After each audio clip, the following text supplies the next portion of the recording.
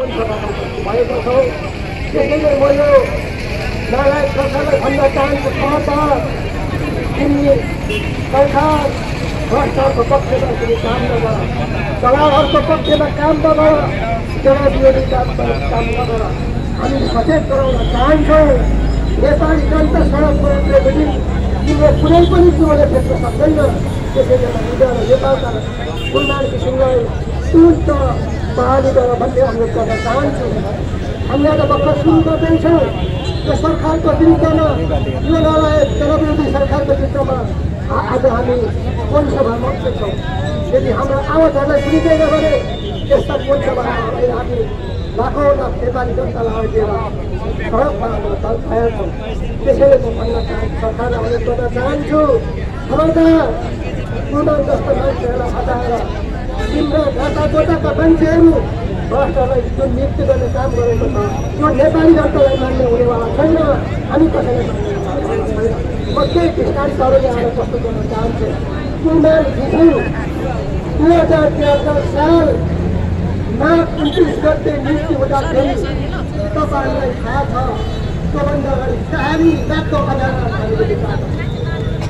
18 घन्टा load shedding हुन्थ्यो। हामी खजानामा बस्न सक्दैनौँ। कुलमान घिसिङ नियुक्ति भइसकेपछि केही समय पछाडि उहाँले व्यवस्थापन गरेर उहाँले पारदर्शी देखाएर तिनलाई ठिक ढङ्गले मिलाएर त्यस्तो कहानी रातको लोड सेडिङबाट नेपाली जनतालाई मुक्त गराउनु के कुलमानले काम गरेको हो? म यो सरकारले प्रश्न गर्न चाहन्छु।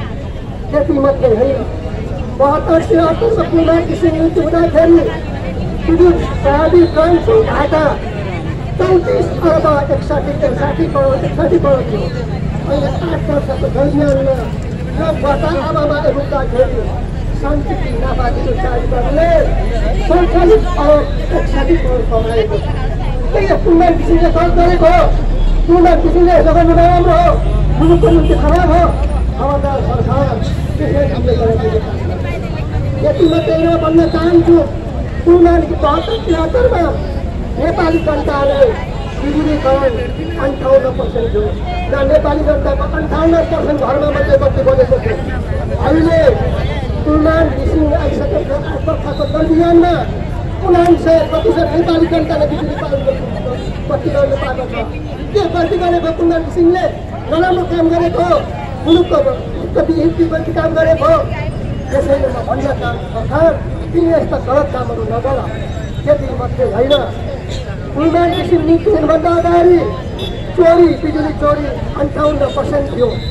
कुलमान घिसिङ आइसकेको चोरी निकासी 12%मा झरेको छ। अनि हामीले कुलमान घिसिङलाई सेवा सिकिनुपर्ने ठाउँमा, सरकारले सेवा सिकिनुपर्ने ठाउँमा आफ्नो सानो नाता गोटालाई भतिजालाई निस्कि गरेर त्यो के गर्न खोजेको सरकारले? त्यसैले म भन्न चाहन्छु, सरकारलाई खबरदारी गर्न चाहन्छु। खबरदार सरकार, तिमी फेरि त्यस्तो निर्णयहरू गर्दै गयो भने नेपाली जनताले हात बाँडेर बस्नु छैन।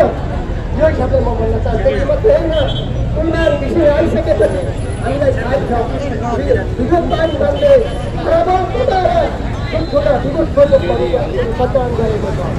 नेपाली जनताको सम्पत्ति होइन, नेपाली जनताले नेपालको सम्पत्ति होइन, आर्थिक समृद्धि होइन, सरकारको आँखा फुटेको रहेछ। उनले समृद्धि देखेन।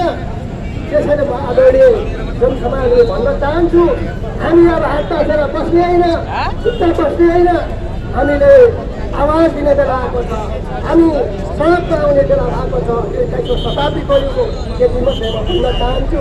72-73 अगाडि नेपालले कुनै देशसँग विद्युत निर्यात गर्थ्यो? तपाईँले सुन्नु भएको छैन। कुलमान घिसिङ आइसकेपछि बङ्गलादेशसँग विद्युत व्यावसायिक विद्युत निर्यात भइरहेको छ। इन्डियासँग व्यावसायिक विद्युत निर्यात भइरहेको छ।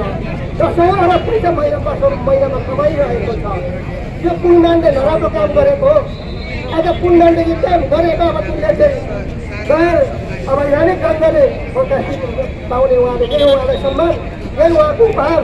त्यसैले म भन्न चाहन्छु, आदरणीय जनसमुदायहरू, हामी यो सरकारले ल्याएको जनविरोधी कामहरूको विरुद्धमा हामी एक साथ पाउनुपर्छ र यस्ता दलाल सरकारलाई, यस्ता बिचौली सरकारलाई, यस्ता भ्रष्टाचारी सरकारलाई, भ्रष्टको नायक सरकारलाई हामीले गुनाह देखाउनुपर्छ। त्यसैले म भन्न चाहन्छु, उज्यालो नेपालका नायक कुलमान सिंहलाई तुरुन्त बहाली गरियो। म यो जोरदार रूपमा माग गर्न चाहन्छु आदरणीय जनसभाहरू। त्यसैले हामी कहिले पनि न्यायको पक्षमा छौँ। न्यायको पक्षमा हामीले आवाज दिँदाखेरि, हामी अगाडि बढ्दाखेरि कसैले खेल्न खोज्छ भने, कसैले पार लाग्न खोज्छ भने हामी त्यस्तो पारहरूलाई पनि फेर अगाडि बढ्नु तयार छौँ। जनताहरूको बदलाव गर्दै कसैले आदरणीय जनसभाहरूलाई। त्यसैले अब हामी यो यस्ता जनविरोधी कन्टिन्यू आन्दोलन गराउने समय मेरो यो भनाइहरू यही अन्त्य गर्न चाहन्छु। धन्यवाद, नमस्कार।